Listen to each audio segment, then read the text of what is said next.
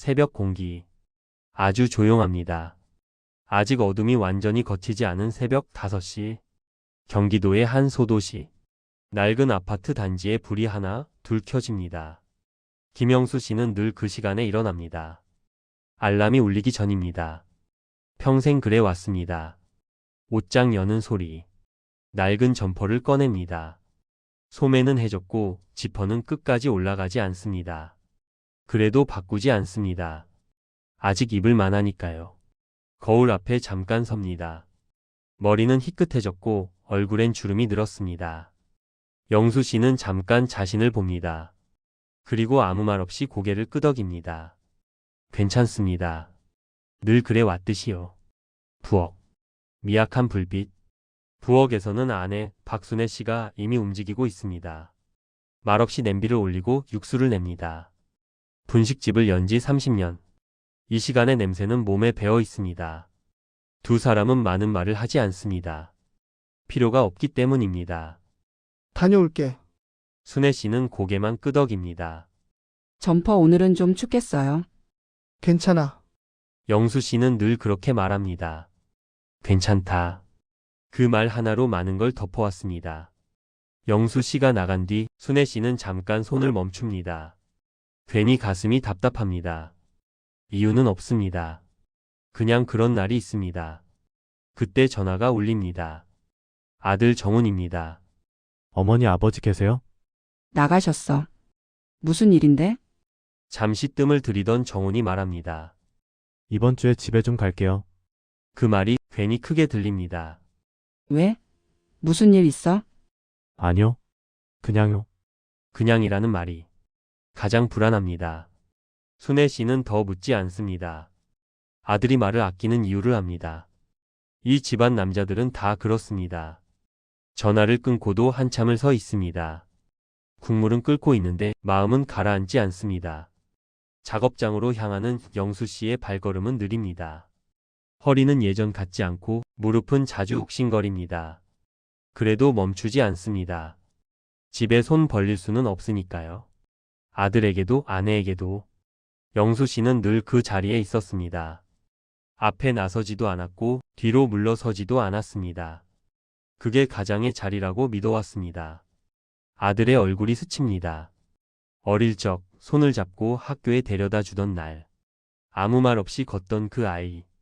이번 주에 집에 간다는 말이 계속 마음에 남습니다. 영수 씨는 고개를 흔듭니다. 별일 아니겠지. 설마 무슨 일이 있겠나. 괜찮겠지. 그렇게 생각하며 오늘도 일터문을 엽니다. 하지만 그날 부부는 아직 모릅니다.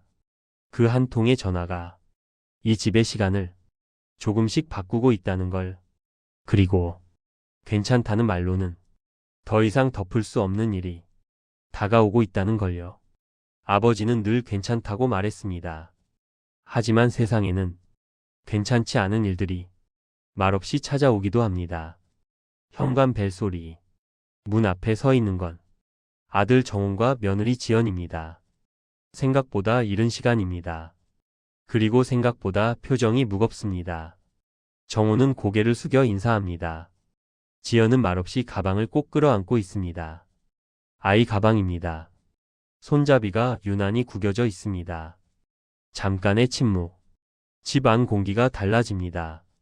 아무도 먼저 말을 꺼내지 않습니다. 괜히 소파에 앉는 소리만 크게 들립니다. 순애 씨는 자연스럽게 부엌으로 향합니다. 평소보다 반찬을 더 꺼냅니다. 괜히 바쁩니다. 손을 움직이면 마음도 덜 흔들릴 것 같아서요. 식탁에 둘러앉습니다. 숟가락이 그릇에 닿는 소리만 납니다. 밥은 뜨거운데 말은 차갑게 식어 있습니다. 지연의 손이 떱니다. 젓가락을 몇 번이나 놓칩니다. 순애 씨의 시선이 그 손에 머뭅니다. 조심스럽게. 몸은 좀 괜찮니? 지연은 고개를 끄덕입니다. 괜찮다는 말은 하지 않습니다. 그 침묵이 더 불안합니다. 정훈이 입을 엽니다. 아버지 사실은 말을 잇지 못합니다. 숨을 한번 고릅니다. 일이 좀 잘 안 됐어요. 영수 씨는 고개만 끄덕입니다. 자세한 이야기는 묻지 않습니다. 아들이 말을 꺼낼 때까지 기다립니다. 투자를 좀 했는데요. 생각보다 많이 틀어졌습니다. 그 말 뒤에 빚이라는 단어가 따라옵니다. 순애 씨의 손이 잠깐 멈춥니다. 하지만 아무 말도 하지 않습니다. 아직은 그 정도 이야기로는 설명이 되지 않습니다. 지연은 여전히 가방을 놓지 않습니다. 마치 누가 빼앗아 갈까봐. 아니면 자기 손에서 떨어질까봐. 순애 씨는 그 가방을 봅니다. 너무 조용합니다. 아이 울음소리가 나지 않습니다. 순애 씨의 심장이 한 박자 늦게 뜁니다. 지연아, 지연이 고개를 듭니다. 눈이 빨갛습니다. 피곤해서가 아닙니다. 병원은 다녀온 거지? 지연의 입술이 떨립니다. 정훈이 대신 말합니다. 어머니, 그리고 그 다음 말이 나오기까지 긴 시간이 걸립니다. 아이요? 순애 씨의 목소리가 낮게 깔립니다. 스스로도 놀란 질문입니다. 정훈은 고개를 숙입니다. 지연의 눈에서 눈물이 떨어집니다. 출산은 했어요. 그 말이 집 안을 꽉 채웁니다. 영수 씨는 아무 말도 하지 않습니다. 숟가락을 내려놓습니다. 탁 소리가 납니다. 순애 씨는 잠시 말을 잃습니다. 설마 했던 마음이 역시라는 자리로 옮겨갑니다. 왜 갑자기 왔는지, 왜 말이 없었는지, 왜 가방을 놓지 않았는지, 모든 조각이 그제야 맞춰집니다. 짧은 정적. 아직 아무도 가장 중요한 이야기는 꺼내지 않았습니다. 하지만 이 집에 들어온 순간부터 아들 부부는 이미 무언가를 숨기고 있었습니다. 그리고 그 숨긴 이야기의 끝이 이 가족을 어디로 데려갈지 아무도 모릅니다. 순애 씨는 아이 가방에서 눈을 떼지 못합니다. 그 안에 들어있는 것이 이 집의 평온을 완전히 바꿔놓을 거라는 걸 본능처럼 느끼고 있기 때문입니다. 조용한 낮. 집 안에 시계 초침 소리만 들립니다. 말은 아직 끝나지 않았습니다.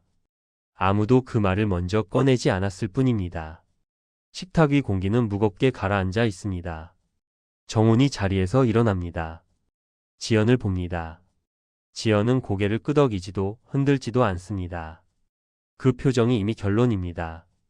정훈은 아이 가방을 천천히 내려놓습니다. 바닥에 닿는 소리가 유난히 큽니다. 잠깐의 침묵. 아버지, 어머니, 목이 메입니다. 말이 쉽게 나오지 않습니다. 지금은요. 도저히 감당이 안 됩니다. 그 한 문장이 이 집의 중심을 정확히 찌릅니다. 순애 씨는 아무 말 없이 가방을 바라봅니다. 영수 씨는 시선을 피합니다. 둘 다 같은 생각을 하고 있습니다. 하지만 말로 만들 수 없습니다. 정훈이 말을 잇습니다. 잠깐만요. 정말 잠깐만 맡아주시면 안 될까요? 잠깐이라는 말이 이상하게 길게 들립니다. 끝이 없는 말처럼요. 지연은 고개를 숙인 채 울고 있습니다. 흐느끼지도 않습니다. 그냥 눈물이 떨어집니다. 사과도 변명도 없습니다.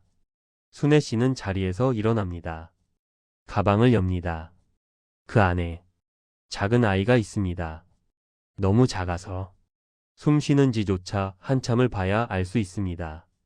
순애 씨의 손이 멈춥니다. 아이를 안는 순간 몸이 굳어버립니다. 따뜻합니다. 생각보다 훨씬. 순애 씨는 말이 나오지 않습니다. 가슴이 꽉 막힙니다. 이건 분노도 슬픔도 아닙니다. 그냥 무너지는 느낌입니다. 영수 씨는 그 모습을 보고도 아무 말도 하지 못합니다. 손을 무릎 위에 올린 채 꼼짝도 하지 않습니다. 한 번도 흔들리지 않던 사람이 지금 흔들리고 있습니다. 아버지, 정훈이 조심스럽게 부릅니다.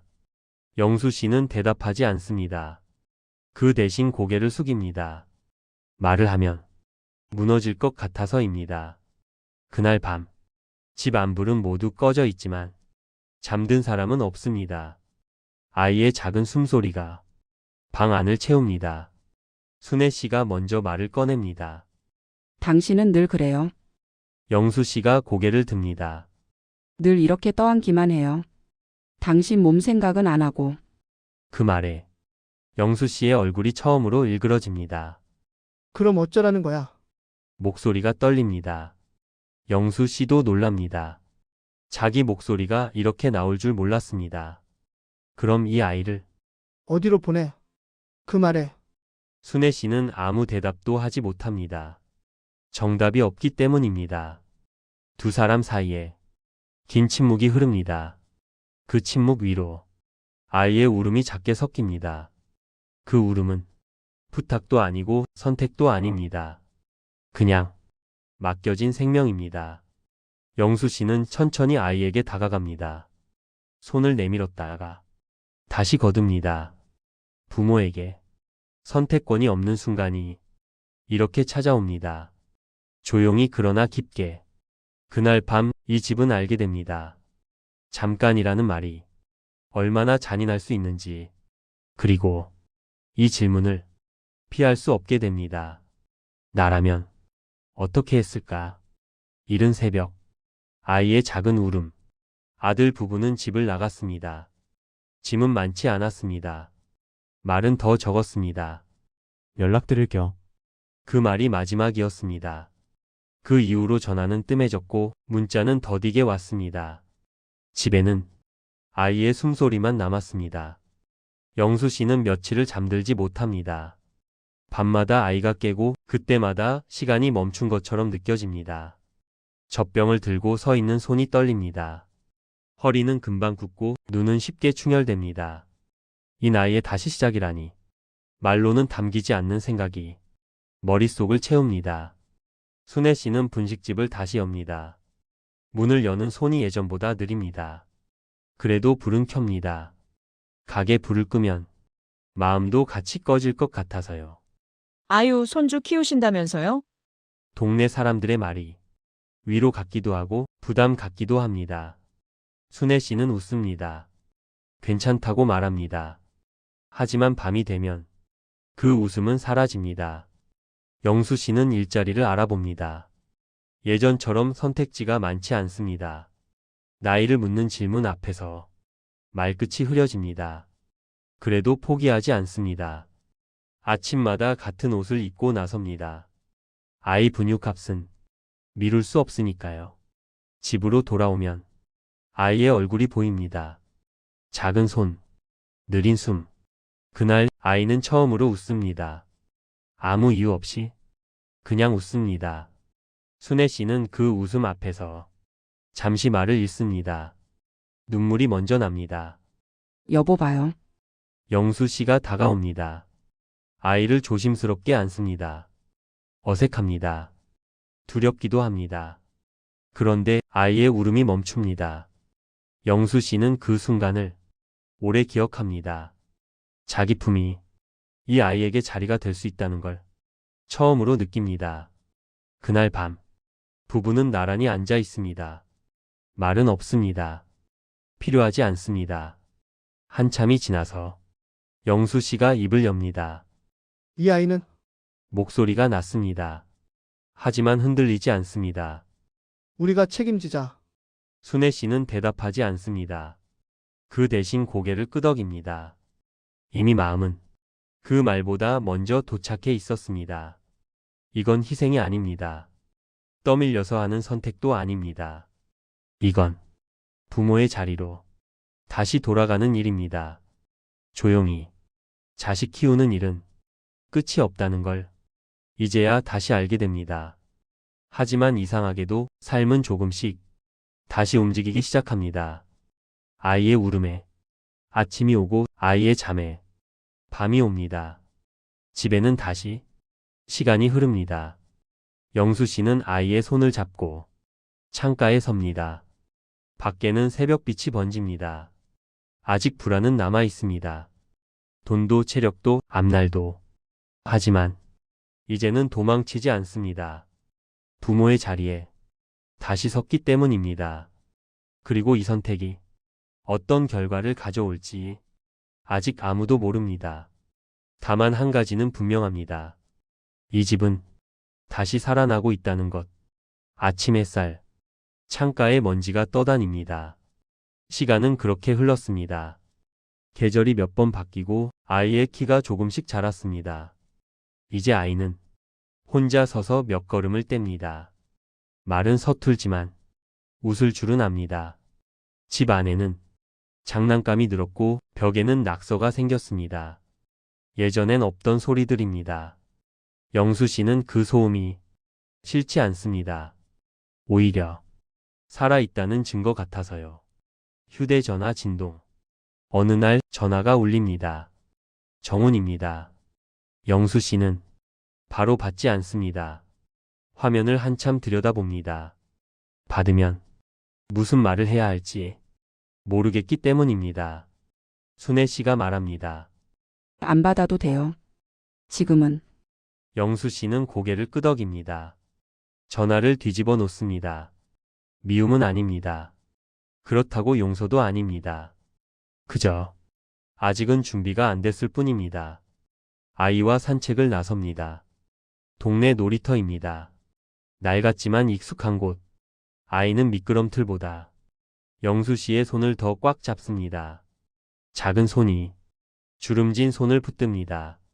영수 씨는 그 손의 온기를 느낍니다. 이제는 익숙합니다. 처음처럼 떨리지 않습니다. 아이가 넘어질 듯 하다가 다시 균형을 잡습니다. 영수 씨는 급히 붙잡지 않습니다. 지켜봅니다. 부모는 언제 잡고 언제 놓아야 하는지 배우는 사람이니까요.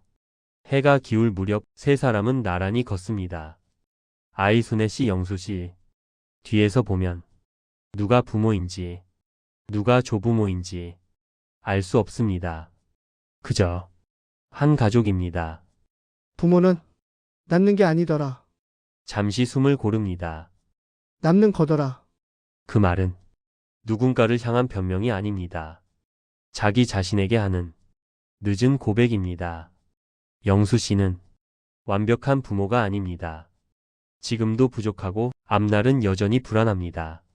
하지만 도망치지 않았다는 것, 그 자리에 남았다는 것, 그걸로 오늘은 충분합니다. 노부부와 아이의 뒷모습이 천천히 멀어집니다. 해는 지지만 어둡지 않습니다. 삶은 늘 아픕니다. 그 아픔은 사라지지 않습니다. 다만 함께 살아가는 방법을 조금씩 알게 될 뿐입니다.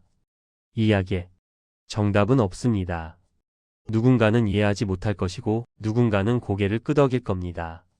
다만 한 번쯤은 스스로에게 묻게 됩니다. 나는 어떤 부모였는지, 그리고 어떤 부모로 남고 싶은지.